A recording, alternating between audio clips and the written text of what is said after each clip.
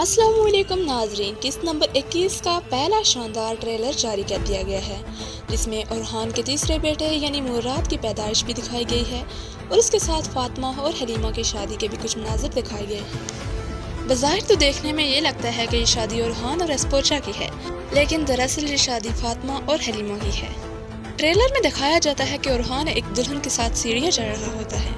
दरअसल वो दुल्हन एस्पोचा नहीं बल्कि फातिमा होती है और रात को जो दुल्हन दिखाई जाती है वो हलीमा होती है, क्योंकि दुर्सन का एक दुल्हन के सामने खड़े होकर बात करना इसी तरफ इशारा करता है कि ये हलीमा और दुर्सन की शादी है, ना कि ओरहान और एस्पोचा की। क्योंकि जो दुल्हन रात को दिखाई जाती है उसने गोंजा खातून की शादी का लिबास पहना हुआ है और जो खातून दुर्सन के सामने खड़ी है उसने भी गोंजा खातून की शादी की टोपी पहनी हुई है। दूसरी तरफ जब शाहीन शाह और उसके साथी ओरहान के कबीले पर हमला करने की प्लानिंग करते हैं तो वो रात की प्लानिंग करते हैं। शाहीन शाह और उसके साथी जब रात को हमला करते हैं तो वो मर्दों की तरफ करते हैं, जबकि दीदार और दूसरी ख़वातीन औरतों की तरफ हमला करती हैं।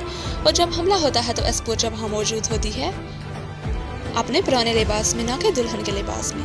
तो इससे यही अंदाज़ा होता है कि एस्पोचा और ओरहान की शादी अभी तक नहीं हुई। और रही बात गोंजा खातून के मरने की, तो मुझे यही लगता है गोंजा खातून आगे से हट जाएगी या तो फिर दीदार का हाथ पकड़ लेगी, क्योंकि नीलोफर के बच्चे की पैदाइश किस्त के आखिर में दिखाई जाएगी। और किस्त के आखिर में जब नीलोफर का बच्चा पैदा होता है और ओरहान उसको मुराद का नाम देता है, तभी एस्पोचा वहाँ पर खड़ी होती है और एस्पोचा के साथ हम साथ में गोंजा को भी देख सकते हैं। शाहीन शाह के कबीले पर इस बुज़दिलाना हमले से किसी को कोई नुकसान नहीं होगा, क्योंकि ओरहान को पहले ही ये सब पता चल जाता है और उसने पहले ही सब प्लान किया होता है।